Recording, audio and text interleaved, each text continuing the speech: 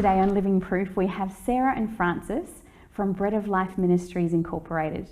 Sarah and Francis, thank you so much for joining us on Living Proof today. Thank you, Sarah. It's an absolute privilege and honour to be here. So can we start with, what is Bread of Life Ministries? The Bread of Life Ministries was registered as a not-for-profit charity last September, and it is actually a food hub where we go out and feed people on the streets. So Francis and we have a team of about 4 to 5 friends who come out with us, and we pack hot food from a restaurant and we take it out to anyone who's hungry on the streets of Adelaide. You can be in Victoria Square, you can be in Whitmore Square, you can be on North Terrace, and even on Adelaide Street. Wow. So Sarah, what was it that made you decide to start this charity? Well, it's such an interesting journey, Sarah. Francis and I arrived in South Australia from Victoria in June of last year. And we walked around the streets of Adelaide wondering, why has God called us to this beautiful city? And it took me a few weeks, because as I walked around Central Market and Rundle Mall, I would chat with people and just pray around the city, just wanting to get a feel for Adelaide. And I noticed there were lots of homeless people. And on this particular day, someone actually came up to me and said, "I'm hungry." Wow. And I said in my heart, oh my gosh, in a country like Australia, how can you be hungry? And I thought, I've got to feed you. And so I spoke to Francis and I said, let's go to Aldi, get a loaf of bread and some cheese slices. And the very next day we went out to North Terrace, and there was a group of Indigenous friends that were ready for sandwiches.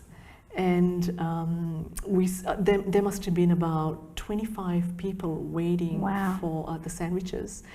And as we passed down the line and handed the sandwiches out, 3 of them aimed for my forehead and threw the sandwiches directly at my head and said, "Please, can we have meat?"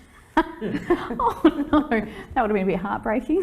It was hilarious, actually, to say, well, we don't have meat this week, we'll try and fit that in next week. So you must have so many stories about things you've encountered. Can you share a story or two of some experiences that you've had? Absolutely. I remember particularly this one evening, it was pouring, bucketing down with rain, and we had received our food packs from our friend David, who runs the One Hong Kong Cafe on Guja Street. And we were pondering, should we go out on this rainy evening or not? And we decided unanimously, yes, we have to. And we started to go down Whitmore Square. And outside the Salvation Army Sobering Up unit, there was an African gentleman, who was just sitting up on a makeshift mattress. And I just knew in my heart he needed a pack. And as I went up to him, he just cried and he said, "How did you know? How did you know?" And he said, "I just prayed." And I said, "I'm hungry, God, and I need a meal." And really within seconds of that prayer, we were there with that hot pack of food. Oh, amazing. What a great story. God is amazing. Yeah. And also we distribute bread from the Lee House, from the Lee Street Bakehouse, and we collect the bread from them and distribute it to St. Winnie's, Salvation Army, Baptist and other charitable organizations. There's one in Clearwater, which is the Family Crisis Center. This bread we get from on Monday, Tuesdays, Thursdays and Fridays, and we've been doing this for the last 3-4 months. Wow. Yeah. One week where we were giving out bread, and in that week the 3 charitable organizations, all 3 of them called me in that week and said they can't take any more bread because of whatever reasons. And so I put it on the WhatsApp chat, if anyone wanted bread, to let me know. I've got about 8 bags full. And one family responded and said yes, they can take all of it. So they took all of it. The next day again they took all of it, and today that bread and that family is distributing bread to Mount Barker, Murray Bridge, Elizabeth South, Renmark, Malala, and a few other regional areas. Wow. But you know, this only shows that you know he closes one door and opens a whole lot of others. Yeah, amazing. So Sarah, I wanted to just share that at times, actually most evenings on a Friday and a Saturday evening when we take the food from Guja Street Cafe, we can walk up to 6 or 7 hours at night, just ministering. I love it, and some of our team members love it as well.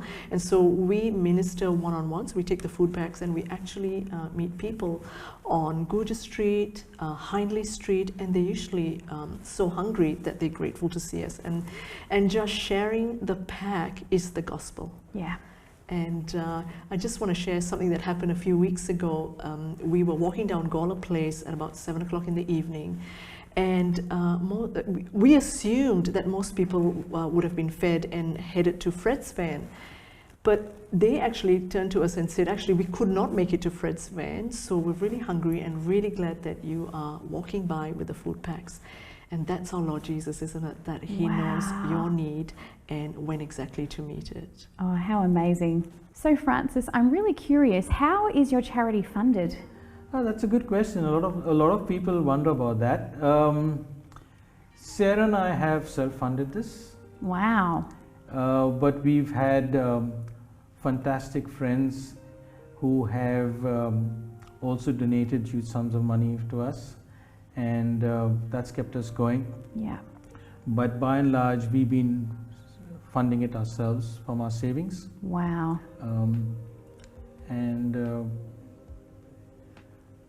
That's what we've been doing for the last 9 months.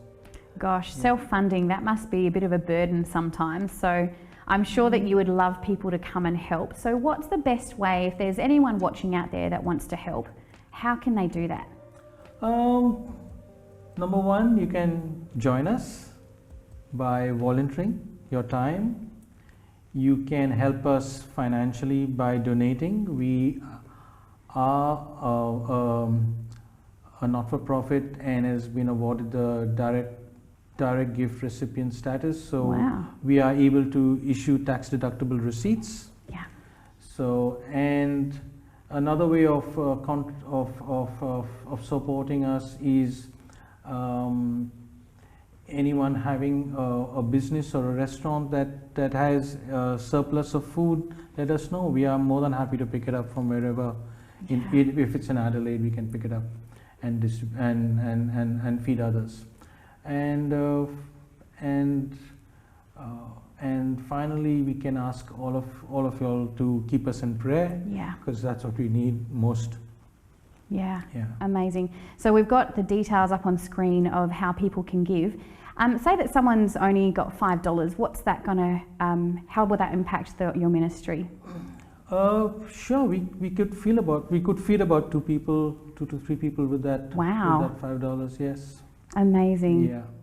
And before we go, Francis, I hear that you're a bit of a musician.